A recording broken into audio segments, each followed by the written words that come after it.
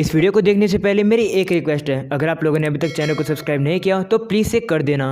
The I spade sorcerer shall rule the world के episode 2 में हम लोग एवी और रे की अजीब अजीब आवाज़ें सुनते हैं जो कि कमरे से आ रही होती है। बाद में पता चलता है कि वो लोग तो एक खतरनाक सी एक्सरसाइज कर रहे हैं। एक्सरसाइज कंप्लीट करने के बाद वो लोग प्रोटीन पीते हैं और बैठने लग जाते हैं। एवी रे से कहते हैं कि क्या तुम सही में 2 क्लब एक ही बार में हैंडल कर पाओगे? तो रे कहता है हाँ, अब मैं इस एकेडमी में आ ही गया हूँ तो मैं सारी चीजें ट्राई करना चाहता हूँ। ये सुनकर एवी कहते हैं तुम्हें काफी मेहनत करनी पड़ेगी, जिस पर रे कहता है तुम चिंता मत करो, मेरे पास ये है। रे एवी को एक गोल्ड कार्ड दिखाता है। उसे देखकर एवी कहता है तुम मजाक तो नहीं कर रहे हो? और अब अगले सीन में हम लोग देखते हैं रे एक रूम में आता है जहाँ पर काफी सारे बॉडी बिल्डर बैठे होते हैं। वहीं पर एक बंदा बीच में बैठा होता है। वो कहने लगता है रे से तो तुम हमारे एनवायरमेंटल रिसर्च क्लब को ज्वाइन करने आए हो। वहीं पर एवी भी बैठा होता है। वो कहने लगता है हमारे क्लब में हम लोग फॉरेस्ट एक्सप्लोर करते हैं, रिवर्स भी और बर्फ से जमी हुई जगह भी। वहीं एक और बंदा बैठा होता है। वो कहने लगता है हमारे क्लब के अंदर ना डरने वाले लोग आते हैं, उन्हें हम हंटर कहते हैं। वही वो लीडर रे से कहने लगता है कि हम लोग ऑर्डनरीज के बीच में डिस्क्रिमिनेट नहीं करते हैं, लेकिन जिसका वीक माइंड होएगा, वीक बॉडी होगी, वो हमारे क्लब में नहीं आ सकता है। इसलिए अपने कपड़े उतार कर अपनी बॉडी दिखाओ, तब हम लोग बात करेंगे। रे भी उसकी बात को मान जाता है और अपनी बॉडी दिखाता है जो कि काफी चमचमा रही होती है। ये देखकर सारे लोग हैरान हो जाते हैं और कहते हैं क्या ही बॉडी है। वही लीडर भी रे की बॉडी को एक्सेप्ट कर लेता है और कहते हैं तुमने अच्छी मसल बनाई है, ये बॉडी दिखावे की नहीं है। ये सुनकर रे कहता है कि मैं बैकवर्ड फॉरेस्ट के अंदर काफी ट्रेनिंग करता आ रहा हूँ। ये सुनकर लीडर कहता है तो तुम्हारा नाम रे है, क्या तुम्हारे पास ये है? तो रे अपना वही गोल्डन कार्ड दिखाता है और कहता है हाँ मेरे पास ये है। ये देखकर सभी लोग हैरान हो जाते हैं और कहते हैं कि ये तो एक गोल्ड हंटर लाइसेंस है, आखिरकार एक ऑर्डिनरी के पास ये कैसे आया? हंटर्स के बीच में एक गोल्ड हंटर तो काफी रेयर होता है। वहीं लीडर रे के पोटेंशियल से काफी खुश होता है और कहता है कि हमारे क्लब के एक पिलर बन जाओ। रे भी इस बात को एक्सेप्ट कर लेता है और सभी लोग काफी खुश हो जाते हैं। और अब अगले सीन में हम लोग देखते हैं रे एक और क्लब में आता है जहाँ पर सारी लड़कियां बैठी होती है। रे बैठता है और कहता है कि मैं तुम्हारे क्लब को ज्वाइन करना चाहता हूँ क्योंकि मुझे प्लांट्स काफी पसंद हैं। क्योंकि कैसा भी एनवायरनमेंट हो तुम्हें एक फ्लावर उगता दिख जाएगा, चाहे वो बैटल फील्ड भी हो। ये सुनकर रेबेका कहती है कि हमारे क्लब के अंदर कोई भी लड़का नहीं है, क्या तुम्हारे लिए ठीक रहेगा? तो रे कहता है मुझे कोई दिक्कत नहीं है, मैं लड़कियों से काफी अच्छे से कम्युनिकेट कर लेता हूँ। और अब रेबेका रे को ज्वाइन करने के लिए हाँ करने वाली होती है, लेकिन तभी एक लड़की खड़ी हो जाती है। उसका नाम डीना होती है। वो कहती है रे को ज्वाइन मत करने दो, रे की आप पर गंदी नजर है। इस बात से बाकी गर्ल्स भी एग्री करती है। वो कहती है हम लोग एक लड़के को अपने क्लब को कैसे ज्वाइन करने दे सकते हैं, वैसे भी ये एक ऑर्डिनरी है।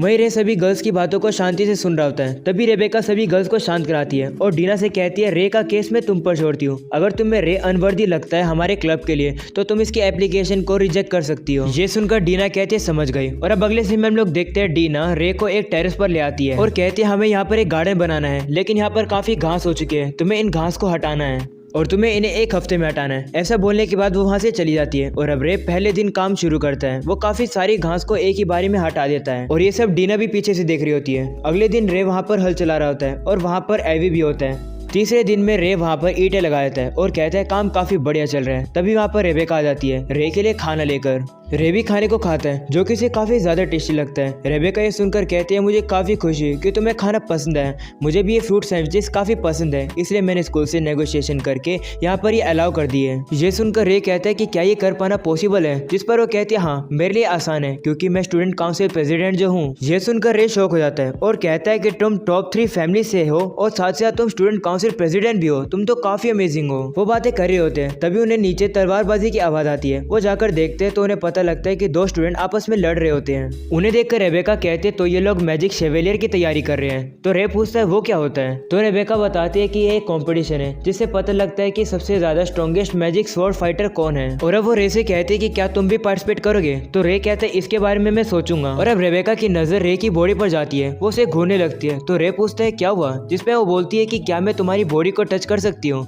तो रे कहता है कर लो। और अब रेबेका को रे की बॉडी काफी पसंद आती है, वो रे की तारीफ करने लगती है। तो रे कहता है कि मैं फॉरेस्ट के अंदर ट्रेनिंग करता आ रहा हूँ। और अब चौथा दिन आता है। सारी गर्ल्स ये देखकर शौक हो जाती है कि रे ने काम पूरा कर दिया है, वो भी काफी परफेक्टली। और अब ना चाहते हुए भी डीना को रे को पास करना पड़ता है। ये सुनकर रे भी काफी खुश रहता है। और अब रेबेका कहती है चलो समय आ गया नए फ्लावर को उगाने का। और अब शाम हो जाती है। रे कहीं पर जा रहा होता है, तभी उसे प्रिंसिपल के साथ की कन्वर्सेशन याद आती है जहाँ पर वो रे को एक लेटर दिखाती है जिसमें लिखा होता है कि किंगडम में एम्पायर की तरफ से एक स्पाई भेजा गया है। प्रिंसिपल रे से कहती है कि वो स्पाई एकेडमी के अंदर भी घुस सकता है, सारे स्टाफ को इन्फॉर्म कर दिया गया है और अगर तुम्हें कुछ पता चले तो मुझे जरूर बताना और हो सके तो इस बात को सीक्रेट रखना। ये बात सुनकर रे कहता है समझ गया।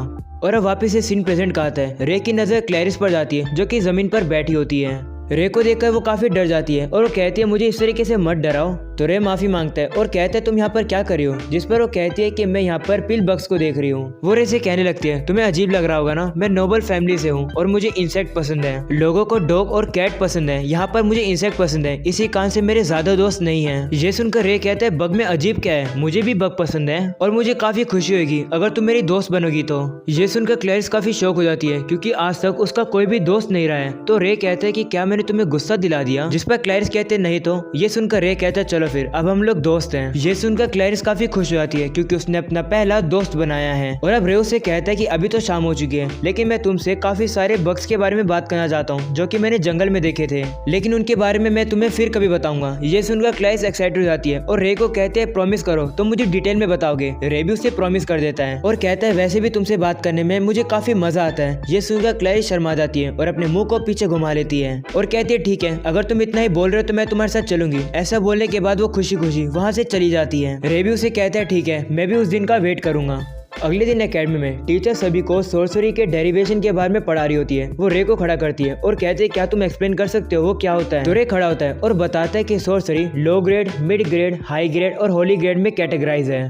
और आगे आता है एज क्विक, उसके बाद रिमोट, उसके बाद चेन और डिले, फिर आता है मटेरियल शिफ्ट, उसके बाद आता है एक्सटेंसिव और आखिरी में आता है एक्सटेंसिव चेन। रे कहता है ये है सातों डेरिवेशन। ये सुनकर टीचर कहती है तुमने बिल्कुल सही कहा, तुम काफी अच्छा पढ़ रहे हो। ये सुनकर सारे लोग काफी ज्यादा हैरान हो जाते हैं और अब बेल बजाती है। टीचर कहती है आज के लिए इतना काफी है, लेकिन हम लोग काफका फॉरेस्ट के अंदर आज प्रैक्टिकल एक्सरसाइज करने वाले हैं, इसलिए तैयार रहो और तुम लोग को 4% का ग्रुप बनाना है। ऐसा बोलने के बाद टीचर वहाँ से चली जाती है। वही स्टूडेंट अब अपना 4 ग्रुप बनाने लगते हैं। रे अकेला बैठा होता है। एवी उसके पास आकर कहता है कि चलो ग्रुप बनाएं। तो रे उससे कहता है कि क्या सही रहेगा, मुझे तो सोर्सरी अच्छे से भी नहीं आती। ये सुनकर एवी कहता है सोर्सरी नहीं आती तो क्या हुआ, तुम गोल्ड हंटर हो। और अब रे मान जाता है एवी के साथ ग्रुप बनाने के लिए, जिसके बाद एवी कहते हैं बाकी के 2 मेंबर का क्या करें। तो रे की नजर एलिसा के पास जाती है जो कि अकेली बैठी होती है। वो उसके पास जाकर कहता है क्या तुम हमारे ग्रुप में आना चाहोगी। तो एलिसा दुखी होती है और कहती है मैं आना तो चाहती हूँ लेकिन मैं फिजिकली काफी कमजोर हूँ, इसलिए मैं तुम्हारे लिए बर्डन रहूंगी। ये सुनकर रे उसके मुंह को पकड़ लेता है और कहता है तुम चिंता मत करो, हम सभी लोग एक साथ काफी अच्छा काम करेंगे। इस वजह से वो काफी शर्मा जाती है और आखिरी में वो मान जाती है उनके ग्रुप को ज्वाइन करने के लिए। तभी रोज वहाँ पर आती है और रे से कहती है कि क्या मेरे लिए जगह है। तो रे कहता है ऑफ कोर्स, तुम्हारे लिए तो पहले से जगह थी। और वो चारों मिलकर एक खतरनाक सा ग्रुप बना लेते हैं। उसे देखकर सभी लोग हैरान रहते हैं। वहीं एल्बर्ट तो काफी चिढ़ रहा होता है और वो सभी फॉरेस्ट में पहुंच जाते हैं। टीचर सभी को बताती है कि इस ड्रिल का मकसद है आज तुम सभी को फॉरेस्ट के सेंटर में जाना है और चेक पॉइंट लेना मत भूलना जो कि जगह जगह पर रखे हुए हैं। तुम सभी के पास 24 घंटे हैं, जितने तुम्हारे पास टाइम होंगे उतने ही तुम्हें स्कोर मिलेंगे। और याद रखना इस फॉरेस्ट के अंदर काफी खतरनाक मॉन्स्टर हैं और ये तुम्हारा पहला प्रैक्टिकल एक्सरसाइज है, जिसने पूरी नहीं करी वो 1 साल पीछे रह जाएगा। और अब टीचर सभी से कहती है कि अपने एरिया पर पहुंच जाओ, जैसे ही सिग्नल मिले शुरुआत कर देना, जिसके बाद सभी स्टूडेंट अपने एरिया पर पहुंच जाते हैं। वहीं एलिसा थोड़ी नर्वस होती है तो रोज उसे कॉन्फिडेंट देखकर कहती है कि चिंता मत करो कुछ नहीं होगा। वहीं रे कहता है मेरे तो यादें ताजा होगी, मैं ऐसी जगह पर रहा करता था इसलिए मुझे माउंटेन और फॉरेस्ट पर दौड़ने की आदत है। और अब वो लोग ऑर्डर डिसाइड करने लगते हैं। रे कहता है मुझे मिडिल में रहने दो, ऐसे टाइप के ड्रिल करने की मेरी आदत है। ये सुनकर रोज रे से कहती है ऐसे टाइप के ड्रिल से तुम्हारा क्या मतलब है। तो रे कहता है इस फॉरेस्ट में मैंने काफी कुछ सीखा है। जिसके बाद टीचर अनाउंस करती है कि तुम्हारे प्रैक्टिकल एक्सरसाइज शुरू होती है और अब सिग्नल मिलता है, जिसके कारण से वो दौड़ने लगते हैं। तभी हम लोग देखते हैं एलिसा के ऊपर एक मॉन्स्टर अटैक करने वाला होता है। वो डर कर जल्दी से रे के पास पहुंच जाती है। वहीं रोज और एवी उस मॉन्स्टर को मारने वाले होते हैं, लेकिन तभी रे अपनी स्वॉर्ड से उस मॉन्स्टर को बीच में से काट देता है। ये देखकर वो सभी लोग काफी ज्यादा हैरान हो जाते हैं। और अब थोड़ी आगे बढ़ने के बाद उन्हें स्टैंप मिल जाता है, जिनको वो अपनी बुक पर लगा लेते हैं और काफी ज्यादा खुश हो जाते हैं। वहीं हमें दूसरे ग्रुपों को दिखाया जाता है जो कि अभी भी स्टैंप ढूंढ रहे हैं। वहीं क्लैरिस तो इतने बड़े बग को देखकर काफी ज्यादा खुश हो जाती है। और अब रात हो जाती है। वो लोग रे की तारीफ कर रहे होते हैं क्योंकि रे ने काफी सारे मॉन्स्टर को काफी इजीली मार दिया है और रे को काफी नॉलेज है सर्वाइवल की। तो रे कहता है मुझे तो बस ऐसी जगह पर रहने की आदत है। ये सुनकर रोज कहती है तुम सही में अमेजिंग हो। और अब एवी भी उसे कहने लगता है रोज से तुम भी काफी अमेजिंग हो, क्योंकि मुझे नहीं लगा था कि तुम रोज फैमिली की होकर एक ऑर्डिनरी पर्सन के साथ ग्रुप बनाओगी। ये सुनकर रोज कहती है मुझे ऑर्डिनरी और ये सब फॉर्मेलिटी से कोई फर्क नहीं पड़ता और वैसे भी मुझे तुम लोगों के साथ मिलकर काम करने में काफी मजा आ रहा है। ये सुनकर एलिसा कहती है मुझे भी काफी मजा आ रहा है। तो रोज कहती है तुम काफी क्यूट हो और वो उसको गले लगाने लगती है। वहीं एवी रे से कहता है हम तुम पर भरोसा कर रहे हैं। ये सुनकर रे को शौक लगता है और उसे याद आता है कि किस तरीके से एक और पर्सन ने उसे कहा था कि हम तुम पर भरोसा कर रहे हैं। और अब रे मन में कहने लगता है बैटलफील्ड के कंपेयर में ये जगह अब हेवन है। रे उदास हो जाता है और कहता है कि क्या मेरे पास कोई भी हक है इस जिंदगी को जीने का। जिसके बाद हम लोग देखते हैं सभी सो रहे होते हैं। वहीं रे जाकर पहरा दे रहा होता है और याद करता है किस तरीके से उसके मास्टर ने उससे कहा था कि मैं नहीं चाहती हूँ कि तुम अपनी आइडेंटिटी को हमेशा छुपा कर रखो। अगर तुम कभी भी अपने स्कूल में जाकर अपनी लाइफ को एंजॉय करने लगो, लेकिन अगर तुम ऐसे दोस्त बनाते हो जिनके ऊपर तुम पूरा भरोसा कर सकते हो तो उन्हें तुम अपनी आइडेंटिटी के बारे में बता सकते हो। ये सुनकर रे सोचता है मास्टर मुझे क्या करना चाहिए। और अब सुबह हो जाती है। रे अपने ग्रुप के साथ होता है, तभी उसे किसी ग्रुप के चिल्लाने की आवाज आती है तो रे जल्दी से अपने ग्रुप को छोड़कर वहां पर तेजी से भागने लगता है। तभी उसे पता लगता है कि एल्बर्ट के ग्रुप के ऊपर तो एक काफी खतरनाक मॉन्स्टर ने अटैक कर दिया है। और अब रे वहां पर पहुंचता है जिसके बाद वो अपनी पावर को एक्टिवेट करके उस मॉन्स्टर के अटैक से बच जाता है। वहीं एल्बर्ट ये देखकर काफी शॉक हो जाता है कि आखिरकार रे ऐसा कैसे कर रहा है। वहीं रे जल्दी से जाकर उस मॉन्स्टर के ऊपर काफी जोर से हमला कर उसे हरा देता है। और अब रे एल्बर्ट को अपना हाथ देता है खड़ा होने के लिए, लेकिन एल्बर्ट उसके हाथ को साइड कर देता है और कहता है क्या तुम मुझे नीचा दिखा रहे हो, मैं उस मॉन्स्टर को अकेले मार लेता। तो रे उससे कहता है क्या तुम्हारे पास कोई सीक्रेट स्ट्रेटेजी थी। ये सुनकर एल्बर्ट की बोलती बंद हो जाती है। तभी बाकी लोग भी वहाँ पर आते हैं। रे उन्हें बताता है कि एल्बर्ट के ग्रुप के ऊपर एक मॉन्स्टर ने अटैक कर दिया। वहीं एल्बर्ट के ग्रुप वाले कहने लगते हैं हमें नीचे उतारो। तो रे एलिसा और एवी को उन लोगों की हेल्प करने के लिए कहता है और वो लोग भी मान जाते हैं। वहीं रोज उस मॉन्स्टर को देखकर रे से पूछती है कि क्या तुमने इस मॉन्स्टर को अकेले हराया, जिस पर रे कहता है हाँ क्या हुआ। ये सुनकर रोज कहती है आखिरकार तुम हो कौन रे।